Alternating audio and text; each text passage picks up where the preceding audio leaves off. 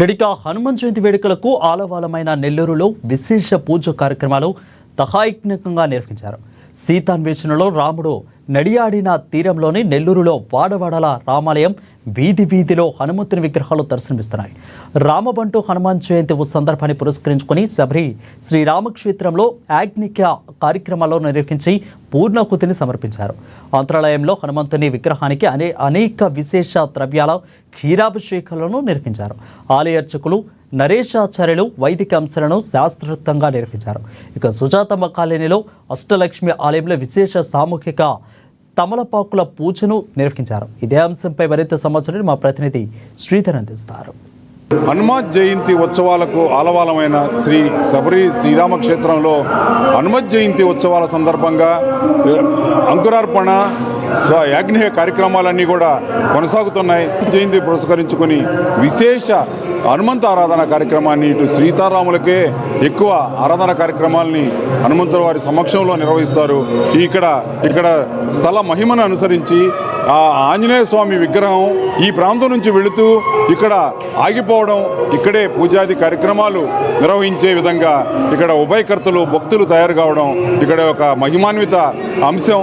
ఈ సందర్భాన్ని పురస్కరించుకొని హనుమత్ జయంతి వేడుకలను అత్యంత విశేషంగా ఇక్కడ నిర్వహిస్తుంటారు. ఈరోజు మనకు ప్రధాన అర్చకులు నరేశాచార్యులు మనతో ఉన్నారు. ఇక్కడ ఈ ఆలయ ప్రాశస్త్యం హనుమంతుని, ముఖ్యంగా ఇక్కడ హనుమంతుని విగ్రహం ఇక్కడ స్వయంభూగా నిలబడింది, స్వయంభూగా వెలిసిందంటారు.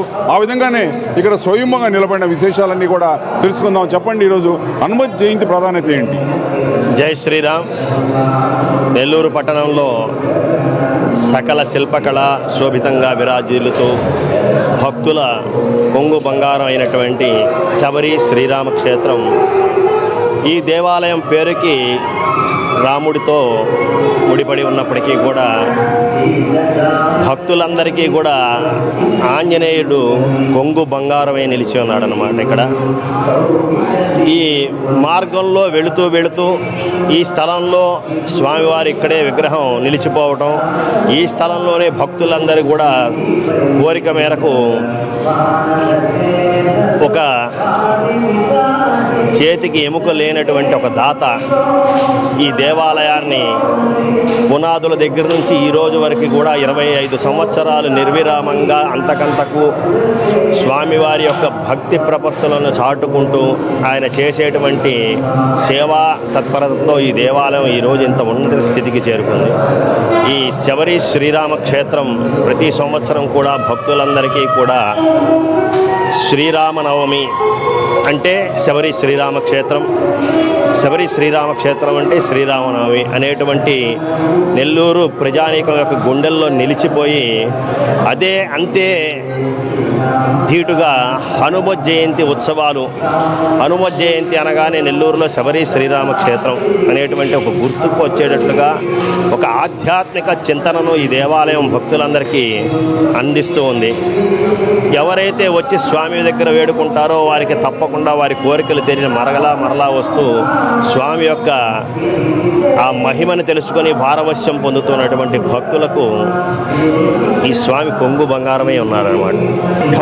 ఈరోజు హనుమత్ జయంతి సందర్భంగా ఉదయం నుంచి జరిగే పూజా కార్యక్రమాలే గత 3 రోజులు కూడా ఈ కార్యక్రమాలు జరుగుతున్నాయి. అంతకుముందు 3 రోజులు నిరాటంకంగా 72 గంటల పాటు ప్రతి సంవత్సరము కూడా హనుమత్ జయంతికి నాందిగా హనుమాన్ చాలీసా పారాయణం ఆపకుండా నిర్విరామంగా 72 గంటల పాటు త్రయాన్నిక దీక్షతో పారాయణం చేయటం జరుగుతుంది. భక్తులందరి యొక్క సర్వగ్రహ దోష నివారణకు, సర్వాభీష్ట సిద్ధి కోసము, లోక శాంతి కోసం ఈ హనుమత్ ప్రీతికరమైనటువంటి హనుమాన్ చాలీసా పారాయణం నిరాటంకంగా 72 గంటల పాటు చేసి అది ఆపిన మరుక్షణమే అంకురారోపణ పురస్కరించుకొని హనుమదోత్సవాలను ప్రారంభం చేయడం జరుగుతుంది.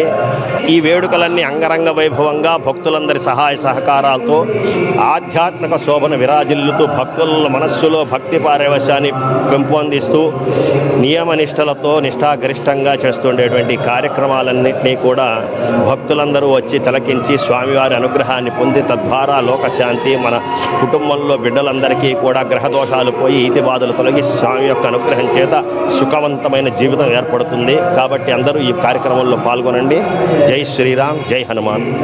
ఇక్కడ మనం చూసినట్టయితే ఎంతో విశేషంగా భక్తులంతా కూడా భక్తి పారవశ్యంతో స్వయంభూగా హనుమంతుల వారే ఈ ప్రాంతాన్ని ఎంచుకుని ఇక్కడ ఎక్కడికో వేరే ప్రాంతానికి తరలిస్తున్న విగ్రహం ఇక్కడే ఆగిపోవడం, ఇక్కడ పూజాది కార్యక్రమాలు నిర్వహిస్తున్న క్రమం ఈ 2 దశాబ్దాలుగా దాదాపుగా 2 దశాబ్దాలుగా కొనసాగుతున్న ఈ విశేషాన్ని ప్రతీకగా ఇక్కడ వేడుకలు కొనసాగుతున్నాయి. కెమెరా